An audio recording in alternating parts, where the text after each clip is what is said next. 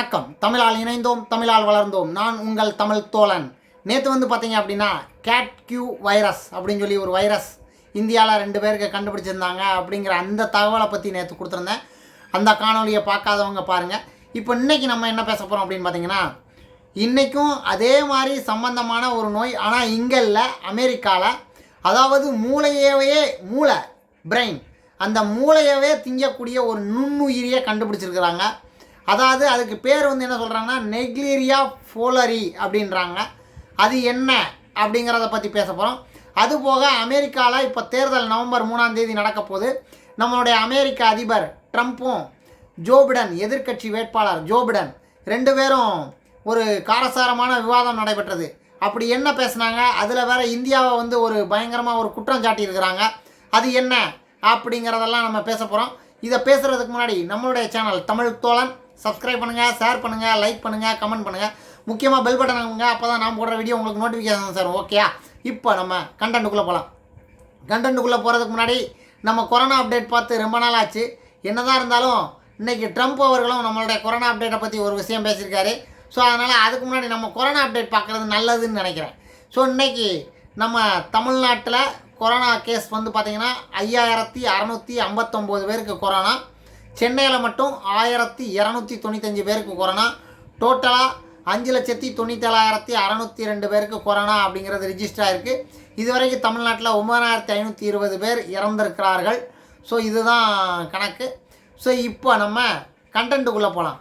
இப்போ அமெரிக்காவில் டெக்சாஸ் அப்படின்னு சொல்லி ஒரு மாகாணம் இருக்குது. அந்த டெக்சாஸ் மாகாணத்தில் லேக் ஜாக்சன் அப்படின்னு சொல்லி ஒரு ஏரியா. அந்த ஏரியாவில் பார்த்திங்கன்னா மூளையை திங்கக்கூடிய ஒரு நுண்ணுயிரியை கண்டுபிடிச்சிருக்காங்க. அந்த நுண்ணுயிரிக்கு பேர் என்ன அப்படின்னு பார்த்தீங்கன்னா நெக்லீரியா ஃபோலரி அப்படின்றாங்க.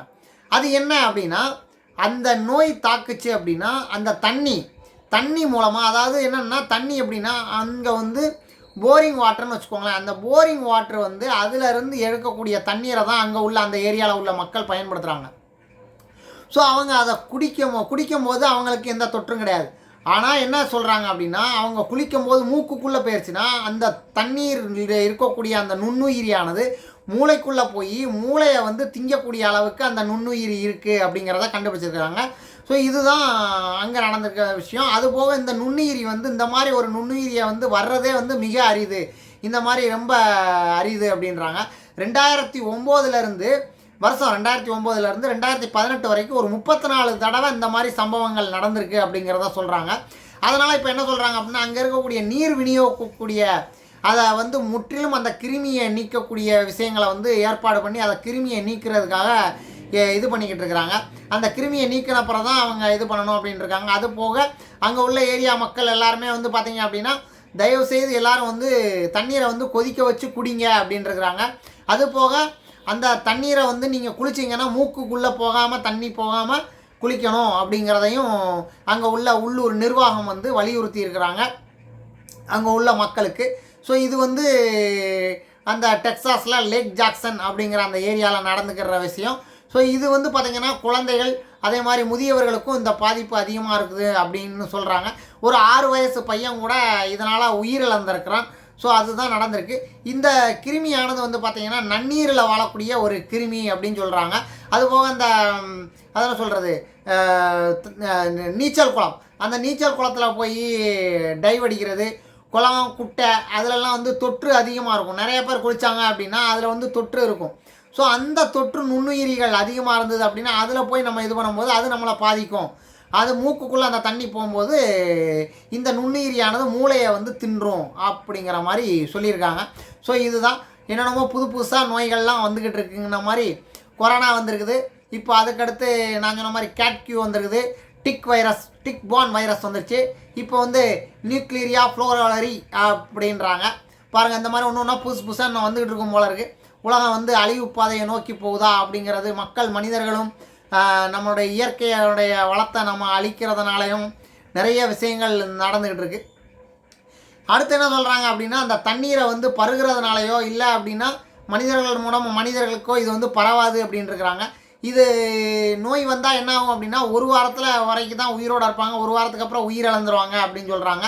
அதுக்கு வந்து என்ன அப்படின்னு பார்த்தீங்கன்னா காய்ச்சல், குமட்டல், வாந்தி தலைவலி ஒரு வாரத்தில் இருக்கும். அந்த ஒரு வாரத்துக்கு அப்புறம் அப்படின்னு இருக்கிறாங்க. இதுதான் இந்த நீக்லேரியா ஃப்ளோரரி அப்படின்றாங்க. ஸோ இதுதான் அமெரிக்காவில் டெக்சாஸ் மாகாணத்தில் நடந்திருக்கக்கூடிய ஒரு விஷயம். இப்போ அதே மாதிரி அமெரிக்காவில் இப்போது நவம்பர் 3 தேர்தல் நடக்கிறது. ஸோ அந்த நவம்பர் 3 தேர்தல் நடக்கிறதுல பார்த்திங்கன்னா 2 கட்சி எப்போவுமே அமெரிக்காவில், ஜனநாயக கட்சி ஒன்று, குடியரசுக் கட்சி ஒன்று. ஜனநாயக கட்சிக்கு வந்து வேட்பாளர் பார்த்திங்கன்னா ஜோ பிடன், குடியரசுக் கட்சிக்கு வந்து பார்த்திங்கன்னா அதிபர் ட்ரம்ப் இருக்கிறாரு. ஸோ 2 பேரும் வந்து நேற்று ஒரு விவாதம் பயங்கரமாக பண்ணாங்க. அந்த விவாதத்தில் வந்து பார்த்திங்கன்னா ஜோ பிடன் அவர்கள் வந்து ட்ரம்ப்பை குற்றம் சாட்டுறாரு. 70 லட்சம் மக்கள் வந்து கொரோனாவால் பாதிக்கப்பட்டிருக்கிறாங்க, நீங்கள் வந்து கொரோனாவை வந்து சரியான பாதையில் வழி நடத்தலை அப்படிங்கிறத சொல்லியிருக்காரு. அவர் என்ன சொல்லியிருக்காரு, இது சீனாவிலேருந்து வந்தது, சீனாவுக்கு தான் தெரியும், அதை வந்து சீனா தான் முதலே தடுத்துருக்கணும், ஆனால் சீனா தடுக்கலை அப்படிங்கிற விஷயத்த சொல்லிவிட்டு அப்படியே இந்த பக்கம் திரும்பி இந்தியாவை வந்து ஒரு தாக்கியிருக்கிறார். என்ன அப்படின்னு பார்த்தீங்கன்னா, இந்தியாவில் வந்து துல்லியமாக கொரோனாவுடைய எண்ணிக்கையெல்லாம் துல்லியமாக காண்பிக்கலை அப்படிங்கிற மாதிரி இந்தியா மேலே ஒரு தாக்குதல் கொடுத்துருக்கிறாரு. அதே மாதிரி பார்த்திங்கன்னா காலநிலை மாற்றத்தை பற்றி பேசும்போது அதுலேயும் வந்து ஒரு இந்தியாவுடைய பங்கு வந்து காலநிலை மாற்றத்தை பற்றி பேசும்போது சொல்லியிருக்காரு. இந்தியா தான் வந்து அதிகமாக பொல்யூஷன் இருக்குது, அதான் இந்தியா வந்து கண்டுக்கிறதே கிடையாது, இந்தியாவாலையும் காலநிலை மாற்றங்கள் நடக்குது அப்படிங்கிறத சொல்லியிருக்காரு. ஜோ பிடன் வந்து என்ன சொல்லியிருக்காரு, பாரிஸ் ஒப்பந்தம் சொல்லி ஒரு ஒப்பந்தம், அந்த ஒப்பந்தத்தில் வந்து நான் இணைவேன், நான் ஆட்சிக்கு வந்தால் நான் கண்டிப்பாக இணைவேன் அப்படின்ட்டுருக்காரு. ஆனால் நம்மளுடைய ட்ரம்ப் அவர்கள் அந்த பாரிஸ் ஒப்பந்தம் அதில் வந்து அவர் விலகி இருக்கிறார். ஏன்னா அமெரிக்காவில் வந்து அதிகமாக செலவாகுது அப்படிங்கிறதுனால அந்த ஒப்பந்தத்திலேருந்து அவர் விலகிட்டார். ஏற்கனவே வந்து WHO வந்து சரியாக நடந்துக்கல அந்த கொரோனா இதில் அப்படிங்கிறதுனால WHO வெளியில் வர்றதுக்கு வந்து அமெரிக்க அதிபர் ட்ரம்ப் வந்து ஆல்ரெடி நோட்டீஸ் கொடுத்துருக்காரு. அது வந்து 1 இயர் கழித்து அவங்க வெளியே வந்துடுவாங்க அப்படிங்கிறதையும் நம்ம ஏற்கனவே சொல்லியிருந்தோம். ஸோ அந்த மாதிரி பார்த்திங்கன்னா ஒவ்வொரு இதில் இருந்தும் அவங்க வெளியே வர்ற மாதிரி ட்ரம்ப் நடந்திருக்கிறாரு. ஸோ இது பார்த்தீங்க அப்படின்னா சைனாவையும் குற்றம் சாட்டியிருக்காரு. சைனா வந்து காற்று மாசுக்கே வந்து காரணம் வந்து சைனா தான் அப்படிங்கிறதையும் சொல்லியிருக்காரு. அதே மாதிரி ஜோ பிடன் அவர்கள் மறுபடியும் பேசும்போது பார்த்திங்கன்னா கற்பின சமூகத்தினருக்கே நீங்கள் வந்து மரியாதை கொடுக்கல, அவங்கள வந்து வேறு மாதிரி நடத்தியிருக்கீங்க அப்படிங்கிறதையும் குற்றம் சாட்டியிருக்காரு. ஸோ இந்த மாதிரி ஒரு கட்டத்தில் நவம்பர் 3 வந்து அமெரிக்க அதிபர் தேர்தல் நடக்குது. அதுக்கப்புறம் வந்து பார்த்திங்கன்னா அந்த தேர்தலில் யார் ஜெயிப்பா, யார் அதிபராவா அப்படிங்கிறத நம்ம வந்து பொறுத்திருந்து தான் பார்க்கணும். ஸோ இதுதான் இன்றைக்கி நடந்திருக்கக்கூடிய 2 விஷயம். அமெரிக்காவில் நடந்திருக்கக்கூடிய விஷயத்தை தான் இன்றைக்கி நான் கொண்டாந்து கொடுத்துருக்கேன். இதை கொண்டாந்து கொடுத்துட்டு உங்களோடு இதை வந்து எல்லாருக்கும் அனைவருக்கும் பகிருங்கள். இந்த மாதிரி ஒரு புது விஷயம் நடக்குதுன்னா முதல்ல வந்து சொன்ன மாதிரி கொரோனா வந்து ஒரு 2 பேருக்கு தான் வந்தது. அதுக்கப்புறம் பார்த்திங்கன்னா அதே மாதிரி நிறைய பேருக்கு வர ஆரம்பிச்சிச்சு, அப்படியே பரவிடுச்சு. அதே மாதிரி நம்மளும் வந்து பார்த்திங்கன்னா நிறைய தண்ணீர் பயன்படுத்துகிறோம் வீட்டிலலாம். சில பேர் 1000 அடிலாம் போடுறான், ஆனால் ஒரு குறிப்பிட்ட அடிக்கு மேலே விஷவாயு நீர் தான் இருக்கும் அப்படிங்கிறத அவங்க உணரணும். ஸோ அதை உணராமல் மக்கள் வாழ்கிறார்கள். ஸோ அதையும் தெரிஞ்சுக்கணும். ஏன்னா பூமியும் வந்து ஒரு இருப்பு தான், அந்த இருப்பும் வந்து ஒரு குறிப்பிட்ட அளவு ஆழத்துக்கு தான் நம்ம தண்ணீரை எடுக்க முடியும். அதுக்கு மேலே போச்சுன்னா அதுவும் விஷவாயு அப்படிங்கிறத உணரணும். அப்படிங்கிறதுனால அதையும் சொல்லி என்னுடைய இன்றைய காணொலியை நிறைவு செய்கிறேன். மிக்க நன்றி. உங்கள் தமிழ் தோழன்.